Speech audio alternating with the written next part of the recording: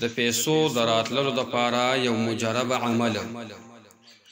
دا خبره کروڑاو خلکو ته ورسوي کور کوم زنانو ته دا خبره وکي ماشومانو ته دا عمل وهاي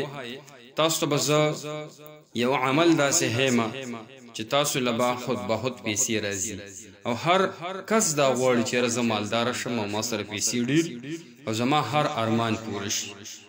نو داسې یو عمل دی زه تاسو ته هیمه دا پابندۍ سره کوئ نه به سیوا کوئ نه به کموئ او نه به پرېږدئ چې رګین یو ورځ مې وکړو او یو ورځ به پرېږدم بیا به وکړم دا به روزانه کوم عمل د رب ته راځو عمل دا دی چې کله د سار مونځ فرض که تاسو وکړه نارینه جومات کې وکړه زنانو په کور کې وکړه نو دا یو ټکی یا وهاب دا به سل پیري یعنی دا واړی سل پیري به دا ووایي بیا چې کله د مازیګر مونځ وکړي نارینه جومات کې جمع وکړله د هغې نه پس زنانه په کور کې د مازیګر د مانځه نه پس په یا وهاب سل پیري بیا چې کله د ماښام مونځ وکړي چې د ماښام مونځ مو وکړو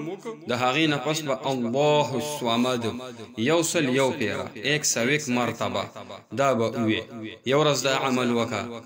درې ټایمه شو سار مون نه پس